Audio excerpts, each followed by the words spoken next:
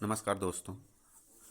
इस वीडियो में हम इस बात पे डिस्कस करेंगे कि यूपीएसआई 2020 वाली वैकेंसी कब आ रही है।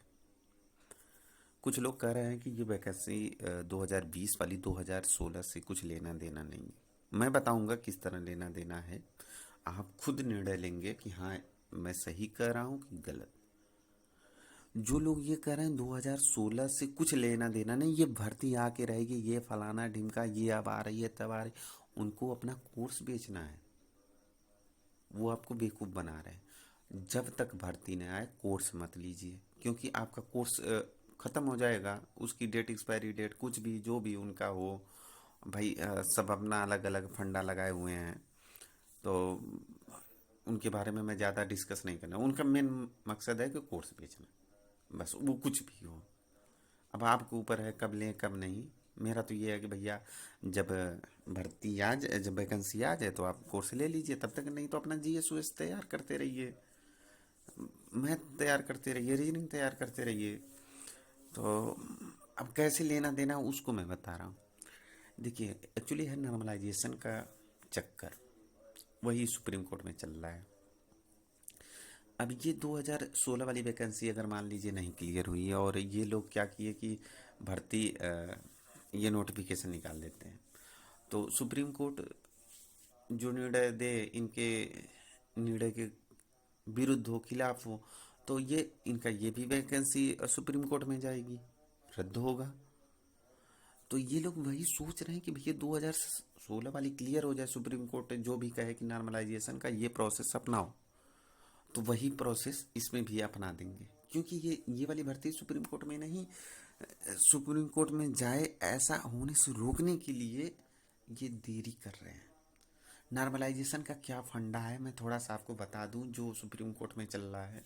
एक्चुअली है क्या उसमें, कुछ बच्चे जो फेल थे, जैसे 50% पिछली बार था कि 50% सब्जेक्ट वाइज और ओवरऑल से जो बच्चे कम पाते हैं वो पहले ही फेल हो गए, फिर उसके बाद कट ऑफ बनेगा।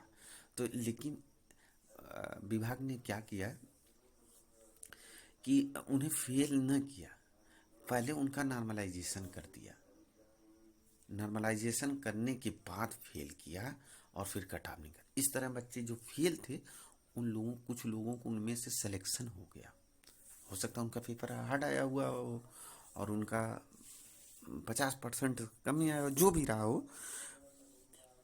तो इस तरह कुछ बच्चे ये थे कि वो पास थे, लेकिन जब नॉर्मलाइजेशन हुआ तो वो फेल हो गए, 50% से कम हो गए।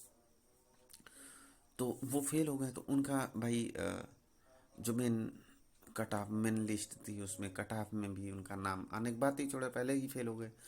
तो अभी तो 35% सब्जेक्ट वाइज, 2020 वाले में सब्जेक्ट वाइज 35% और ओवरऑल 50% है। तो इसके ऊपर जो पाता है वही कि भैया पास हो, इसके नीचे फेल। तो उसके बाद अपना नॉर्मलाइजेशन अप्लाई होता है। सब वही सब है फंडा कि पहले फेल करके नॉर्मलाइजेशन लगाओ, या पहले नॉर्मलाइजेशन लगा दो, फिर जो 50% से कम पाता है या 35% से कम पाता है उसे फेल करो। यही दोनों फंडा है। अब क्लियर हो गया होगा। तो भैया आप समझ गए होंगे कि अब सुप्रीम कोर्ट बोल देगी कि भैया पहले फेल कर दो, तो नॉर्मलाइजेशन अप्लाई करो। जो फेल हैं बच्चे उन्हें हटा दो, तब जो पास हो उन्हीं पे सिर्फ नॉर्मलाइजेशन लगाओ। तो भैया अ, ये विभाग के खिलाफ आएगा, सरकार के खिलाफ निर्णय आएगा। तो इन्हें चेंज करना होगा। जो नेक्स्ट भर्ती आएगी 2020 वाली, यूपीएसआई हो सकता है 2021 में आए, जो भी हो, जब आए कोई नहीं जानता। तो उसी के हिसाब से ये अगली वैकेंसी भरने वाले हैं। और कुछ बच्चे ट्यूटर कंपेनिंग कर रहे हैं। आपको रियलिटी ट्यूटर कंपेनिंग का मैं बता देता हूँ। प्योरली अपना चैनल को ग्रोथ करना है और पेड कोर्स बेचना है, प्योरली। अरे आप सोचिए उसमें सरकार क्या कर सकती है, अभी बता दिया ना मैंने। सुप्रीम कोर्ट जैसा भी निर्णय देता है उसी के हिसाब निकलेगा आप। और अगर सरकार को नहीं मानना है, दूसरी बात दूसरी तरह इस तरह ले लीजिए कि अ, अभी किसान कितना बड़ा आंदोलन कर रहे हैं, आप देख रहे हैं कि हाईवे जाम कर दिए हैं, यातायात बाधित हो गया है, और उसके बाद भी सरकार झुकने को तैयार नहीं है। सरकार झुक नहीं रही। आपकी ट्विटर कैंपेनिंग से सरकार भर्ती निकाल देगी। सरकार अंदर अंदर यही विचार है सरकार के, भैया 2016 वाली वैकेंसी क्लियर हो जाए, उसी के हिसाब से नोटिफिकेशन आएगा, जैसा सुप्रीम कोर्ट का निर्णय आएगा। यही है, सब कुछ तैयार है, सब कुछ। पहले क्या था जैसे 2019 में भैया सुप्रीम कोर्ट को भाई कोई जानता नहीं है कि अगली अभी 9 तारीख को सुनवाई है, अगर 9 तारीख से फिर डेट टल गई, तो उसी तरह सरकार भी नहीं जानता, विभाग भी नहीं जानता कि भैया 9 को सुनवाई हो पाएगी कि नहीं हो पाएगी। तो ये लोग अब धीरे धीरे पहले सोचते हैं कि भैया इस तारीख को क्लियर हो जाएगा तो भैया टेंडर निकाल देते हैं, टेंडर के लिए कम से कम टेंडर क्लियर किए रहेंगे तो सिर्फ नोटिफिकेशन निकालना रहेगा। तो अभी क्या हो रहा है, इतना लेट हो जा रहा है कि ये लोग वही वेट कर रहे हैं भैया 2016 वाली क्लियर हो जाए। तो ट्विटर अभी ये ट्विटर कंपेनिंग करके क्या करोगे? सुप्रीम कोर्ट आपके हिसाब से चलेगा क्या? आप निर्णय दे दोगे, निर्णय करवा दोगे? सरकार उसमें क्या कर सकती है? तो ट्विटर कंपेनिंग वही है, आपको दिन भर आपका बेकार करना है। 100 ट्वीट मैक्सिमम एक बंदा 100 ट्वीट रीट्वीट कर सकता है, या 200, इस ऊपर मुश्किल हो जाता है। और करने वाला तो भाई 500 भी कर दे, उसका क्या है। तो दिन भर आप खराब अपना करेंगे, ट्वीट पढ़ेंगे, ट्वीट करेंगे, और उससे अच्छा है कि आप भैया एनटीपीसी का फॉर्म तो डाले ही होंगे, कुछ बच्चे ग्रुप डी का भी डाले होंगे, तैयारी करिए, तैयारी करिए।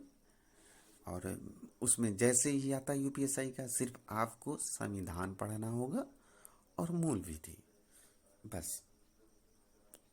थोड़ा सा रीजनिंग में थोड़ा सा पार्ट है अलग, उसको पढ़ाना बस, और बाकी तो आप तैयार करते रहिए ना। अब फॉर्म तो सब जानते हैं, आप भी जानते हैं, मुझे कहने की ज़रूरत नहीं है कि फॉर्म तो आएगा ही आएगा।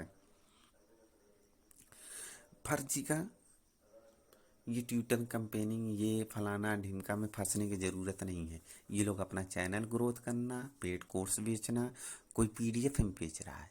आप बताइए, आप सोचिए, थोड़ा अपना माइंड लगाइए कि पीडीएफ में भैया इतना पढ़वैया होते तो इतनी अच्छी अच्छी बुक है, उससे ना पढ़ लेते, और तुम इतने बुक्स भी अच्छा लिख रहे हो, तुम बुक्स भी अच्छा लिख रहे हो। पीडीएफ क्या है? पीडीएफ का प्रिंट करवा के बुक आप मार्केट में ला सकते हो। बुक्स भी अच्छा मतलब लिख रहे हो, इतना पीडीएफ में बेच रहे हो। सब बेवकूफ़ बना रहे हैं। आपने पीडीएफ उनका पढ़ा है क्या? सही है गलत है? बल्कि जो पेड कोर्स बेचते हैं उनमें आप जानते हैं कि ये सर अच्छा पढ़ाते हैं, फलाना सर अच्छा पढ़ाते हैं, लेकिन ये यूट्यूब में फ्री पे नहीं पढ़ा रहे, ये पेड पढ़ा रहे हैं। आपकी मजबूरी बन रही है भैया इन्हीं से पढ़े, ये अच्छा पढ़ाते हैं तो पेड कोर्स ले लिए। अभी जो पीडीएफ दे रहे हैं, तो पीडीएफ में भैया आपने देखा, पीडीएफ में एक आध पीडीएफ फ्री में आपको प्रोवाइड किए होते तो आप पढ़े होते कि हाँ यार ये तो बंदा अच्छा बताता है, तब तो समझ में आता है। उन्होंने बताया भी नहीं, मैं भी देख रहा हूँ यूट्यूब पे यही सब हो रहा है। आपको बेवकूफ़ बनाया जा रहा है। आपको पीडीएफ के नाम पे, पीडीएफ में ऐसे होता है कि भैया जब तक आप अपना नोट्स नहीं तैयार करेंगे तब तक पढ़ाई नहीं होती है। पीडीएफ में लिखा लिखा मिल जाएगा, ऐसे पढ़ लेते तो खूब हो जाता है। पीडीएफ में पढ़, अरे पीडीएफ में तब पढ़ा जाता है जब जैसे आपने 70% सिलेबस आपने कवर कर रखा है, पूरा पढ़ लिया है, 70% कवर हो गया है, याद है, थोड़ा सा छूटा है ये वो, तो उसमें आप पीडीएफ में देख लिए, नेट पे देख लिए। नहीं तो आपको लेक्चर ही देखना पड़ता है, वीडियो लेक्चर जो वो अच्छा है। ये पीडीएफ वाला में आप ले लीजिए ना, उसमें क्या, कोई 300 बेच रहा है, कोई 500 का बेच रहा है, सब बेवकूफ़ बना रहे हैं। अभी कल या आज देख रहे थे तो उस पर उसने रीजनिंग, मैथ, यूपीएसआई के लिए पूरा सब्जेक्ट ही पीडीएफ में 300 में बेच रहा है, कोई 300 में मूल विधि और संविधान बेच रहा है। कि भैया हमको पेटीएम कर दो, हमको फ़ोन पे कर दो, गूगल पे कर दो, और स्क्रीन शॉट लेके भेज दो, हम आपको पीडीएफ ग्रुप में ऐड कर लेंगे, फिर पीडीएफ भेज देंगे। कुछ नहीं, पीडीएफ में क्या भेजेगा, देख देख के कॉपी कर देगा उधर से इधर से उधर, एक बार बेच के निकल लिया। अब आप क्या करें क्या ना करें उस बात पे हम डिस्कस कर दे रहे हैं। आप जो करना होगा करेंगे, नहीं करना है तो नहीं करेंगे। फर्जी की चीज़ों में न फंसें। ट्विटर कंपेनिंग फलाना ढिमका ये कुछ नहीं, अपना एनटीपीसी है। आप मान के चलिए आप ही का एग्ज़ाम 28 को है, आप पहले अपने दिल में अपने माइंड में ये हमारा ही एग्ज़ाम 28 को है, इसी हिसाब से पढ़ाई स्टार्ट करें। आप ये ना सोचिए हमारा तो यार लास्ट में फॉर्म भरे थे, ये वो हमारा बाद में जाएगा, ये नहीं। 28 को ही सोचिए कि हमारा 28 को हो सकता है, क्यों नहीं हमारा 28 को, किसी की भी हो सकता है यार 28 को, कोई दिमाग लगाने वाली बात नहीं। तो आप 28 को सोचिए यही कि हमारा 28 को हो सकता है पेपर में भी, तो क्यों नहीं हम अभी से तैयार करें। और आपका मुश्किल से 20% या 20% या 25% सिलेबस एनटीपीसी से डिफरेंट है। मूल विधि, संविधान और थोड़ा रीजनिंग में पार्ट, बस 20 एनटीपीसी से उसमें एक सब्जेक्ट है एसआई में हिंदी, एनटीपीसी में हिंदी नहीं है, तो परसेंटेज ज़्यादा है। हिंदी यार आसान है, उतनी कठिन नहीं है हिंदी। तो आप एनटीपीसी में लगिए, बहुत मन हो तो 1 घंटे हिंदी देख लीजिए, निकाल के 1 घंटे हिंदी देख लीजिए, ऐसे चलता रहे। जैसे फॉर्म आ जाएगा आप पूरी तरह से एसआई में कन्वर्ट हो जाइए, एसआई चलने दीजिए। एसआई के अंदर एनटीपीसी आ जाती है पूरी। ग्रुप डी का भी कुछ लोग फॉर्म डाले हुए हैं, उसका आप तैयारी करिए। और लास्ट में बताने जा रहे हैं कि फॉर्म कब आ जाएगा, एकदम एग्जैक्ट बता रहे हैं। जो लोग कहते हैं कि हमारी चैनल पे सबसे पहले जानकारी दी जाएगी जब भी फॉर्म आएगा, ऐसा कुछ नहीं।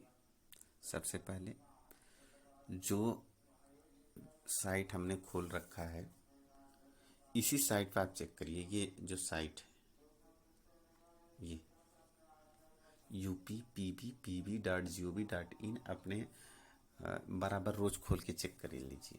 इसी पे सबसे पहले आएगा, जो भी न्यूज़ रहेगी इसी पे आप देख लीजिएगा। और फर्जी का कि यूट्यूब से देख के यहाँ से ये भर्ती आ गई वो भर्ती, कुछ नहीं, भर्ती यहीं दिखाएगी। रोज एक बार शाम को देख लीजिए, फिर पढ़ाई करिए। किसी 10 यूट्यूब को देखने की ज़रूरत नहीं है। और कुछ लोग कह रहे हैं ये भर्ती अब आ जाएगी दिसंबर में आ जाएगी, कुछ नहीं। 9 तारीख को जो सुनवाई होगी उसी के हिसाब से आ जाएगा। 9 को अगर सुनवाई हो गई भैया, हाँ तारीख नहीं लगी, तो आप 2-3 दिन में आ जाएगी भर्ती, नोटिफिकेशन आ जाएगा। और नहीं तो फिर अगर डेट लग गई तो फिर उस डेट के अंदर आनी ही नहीं है। कि भैया अगर डेट लग गई, नई डेट मान लीजिए 9 को नई डेट आ गई, नई तारीख दे दी, सुप्रीम कोर्ट ने नया दे दिया, तो फिर वो भर्ती तब तक नहीं आएगी जब तक सुनवाई कंप्लीट नहीं हो जाएगी। धोखे में न रहें आप। सरकार को कोई मज़ा नहीं मिल रहा है आपकी भर्ती रोक के। सर अभी 2-4 दिन हुआ UPPCL जेई का आया है, अभी TGT PGT का आया हुआ था, उसमें कुछ कारणों को कारण रद्द किया गया। भर्तियां तो आ ही रही हैं, भर्तियां तो स्टार्ट कर दी है गवर्नमेंट ने। तो वही है, कोई रोकने का उन्हें मज़ा नहीं है कि बड़ा मज़ा आ रहा है हम रोके हुए हैं। मेन कारण, अंदर का कारण यही है कि वो भर्ती जब क्लियर होगी तभी नई भर्ती आएगी। धन्यवाद। कमेंट में ज़रूर बताइएगा आप लोग कि मैंने जो बात कहा वो सही कहा कि नहीं कहा। दूसरा, अगर आपको सही लगता है तो आप शेयर करिए, अगर गलत लगता है डिसलाइक, तुरंत डिसलाइक करिए। अगर सही लगता है तो लाइक और कमेंट में ज़रूर बताइए, शेयर करिए। धन्यवाद।